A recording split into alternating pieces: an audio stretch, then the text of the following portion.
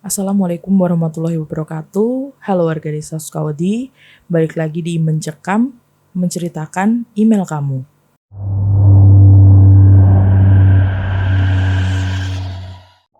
Sebelum lanjutin nonton video ini, pastikan kamu selalu dengerin cerita horor di podcast Do You See What I See, yang dimana tayang 5 kali seminggu hanya di Spotify. Alhamdulillahirrahmanirrahim, kita ketemu lagi di Mencekam bulan Maret, pertengahan bulan Maret, setelah kemarin greges-greges. Alhamdulillah mungkin sebagian dari teman-teman udah pada sembuh ya. Alhamdulillah banget, jadi kita udah melewati masa kritis. Masa kritis greges-greges. Tapi ada yang komen tuh, enggak tuh, aku enggak greges-greges katanya. Hebat banget, makan apa ya? Heran aku. Ya itu deh. Baik lagi di Mencekam untuk menghibur teman-teman warga desa Sukawati semuanya. Kemarin ada yang ngasih masukan bahwa Kak nggak perlu tuh ditampilin tulisannya gitu. Oke. Mungkin untuk kali ini saya nggak nampilin tulisannya. Mungkin nanti ada footage sedikit biar nggak bosen lihat muka saya terus. Di cerita Mencekam kali ini datang dari Afilia Baskoro. Panggil saja namanya Afi. Jadi Kak Afi ini mau nyumbangin beberapa cerita horor katanya. Terus dia tuh banyak, jadinya ceritanya tuh ada beberapa part. Cuman kalau nggak terlalu pendek, nanti kita bacain satu dulu aja kali ya. Oke ya, langsung aja kita dengerin bareng-bareng. Ini dia cerita dari Kak Afi. Halo, nama gue Afi.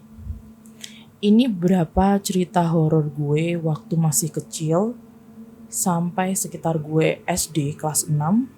Semua kejadian di rumah lama gue di Pasar Minggu, Jakarta Selatan. Jadi ini cerita gue masih SD. Kayaknya kelas 4 atau 5. Kamar gue waktu itu tempat tidurnya tingkat, jadi bukan yang pakai tangga. Yang kasur bawahnya itu ada rodanya terus bisa ditarik. Gue biasanya tidur di bawah dan kakak gue di atas. Tapi karena kakak gue baru-baru itu punya kamar baru, jadi dia udah gak tidur sama gue. Sejak saat itu, nyokap suka ngungsi tidur di kamar gue karena bokap kalau tidur lasak. Suatu malam, semua orang udah tidur kecuali gue. Nyokap udah tidur karena gue gak bisa tidur. Jadi gue baca komik aja. Berharap lama-lama ngantuk terus tidur. Gak taunya makin gak bisa tidur. Soalnya yang gue baca Detektif Conan, jadi seru. Kayaknya sih udah lewat jam 12 malam ya. Posisi gue baca komik itu rebahan terlentang sambil selimutan. Pas lagi di tengah-tengah baca komik, gue ngerasa kayak ada yang aneh di kaki gue. Kayak sentuhan, tapi halus. Gue pikir gesekan lapisan selimut, tapi kok gak selesai-selesai gesekannya.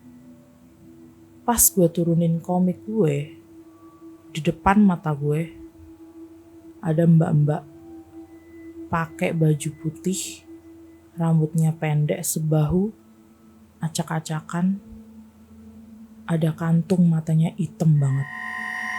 Yang gue lihat, dia lagi mainin telapak kaki kanan gue. Dia megang-megang kaki gue sambil diliatin. Kayak dielus-elus gitu. Tapi semi ngambang gitu dari kaki gue tangannya.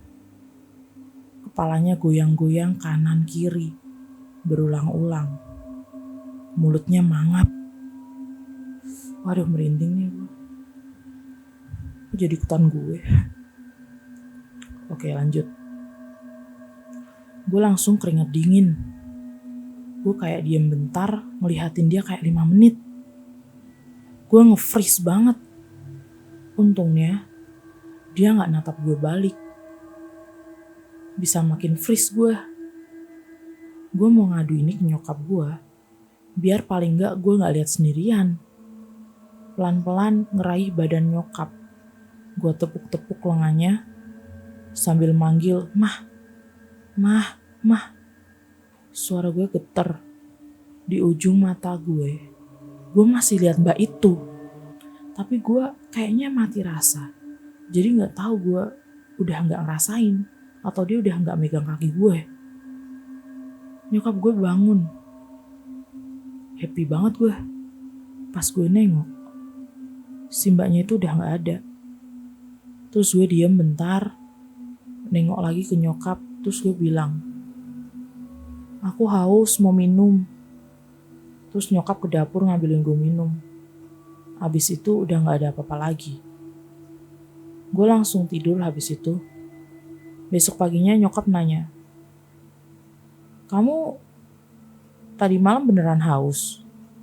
Tapi gak tahu kenapa gue kayak gak mau nyeritain gitu loh. Dan gue gak ada keinginan buat nyeritain ke teman-teman gue pengalaman gue. Gue dulu waktu nyeritain lagi ke nyokap kayak sekitar SMA pas sudah gedean.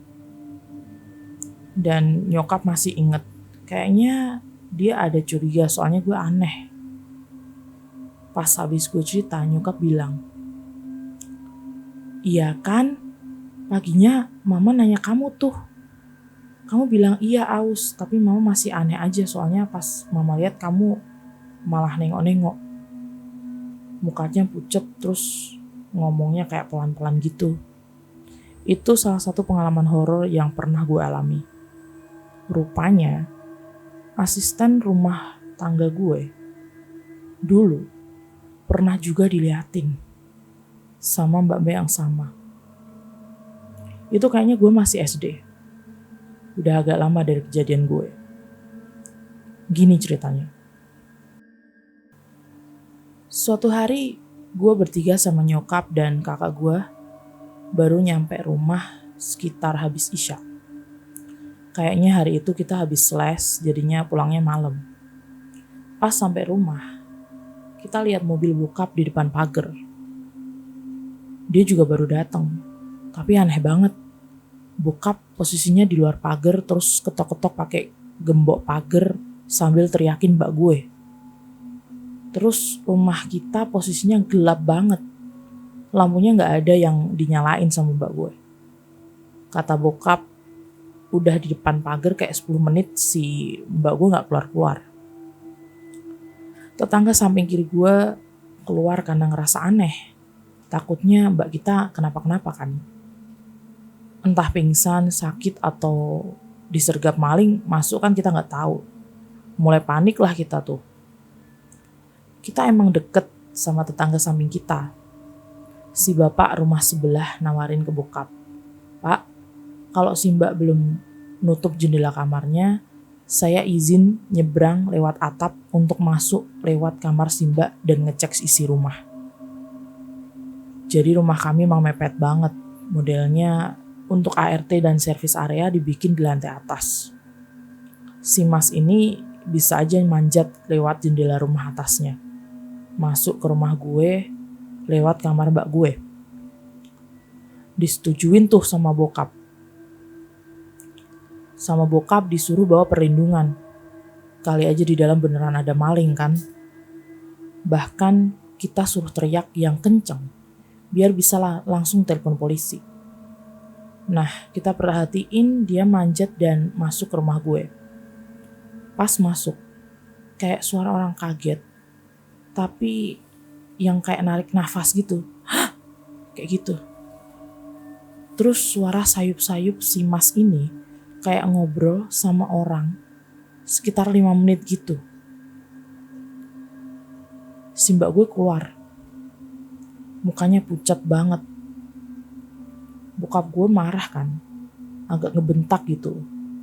"Kamu ngapain?" Tapi si masnya bilang, "Pak, nanti dulu." Ditanyanya. Biar dia tenang dulu. Aneh banget deh pokoknya. Nah udah. Semua mobil masuk. Kita semua masuk rumah. Pas lihat bokap gue ngobrol sama mas tetangga. Si mbak gue duduk di dapur pucet banget, dikasih minum sama nyokap. Tapi gak ditanya apa-apa. Pas masuk, bokap gue gak jadi marah sama mbak gue. Malah nyuruh buat mbak gue naik aja ke atas buat istirahat.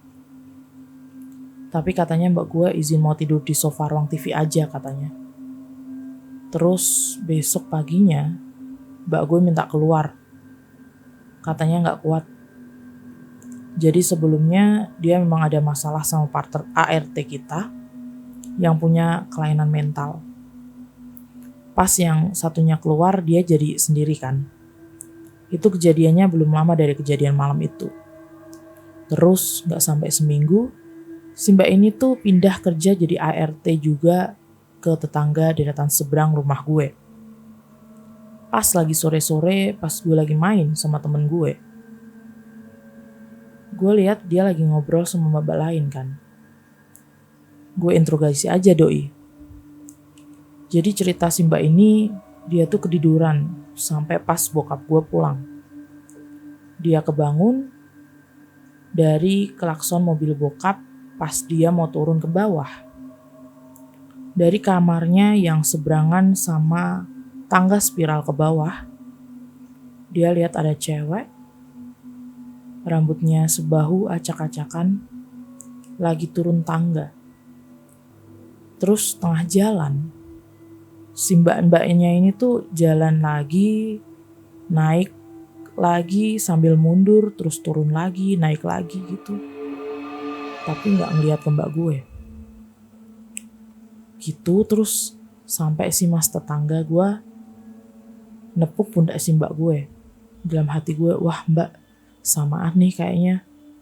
Terus gue kayak diem aja, terus cabut, lanjut main sama teman-teman gue. Pas dulu tuh gue gak pernah ada keinginan untuk menceritakan si mbak kusut ini ke siapa-siapa. Bahkan ke teman sekolah gue.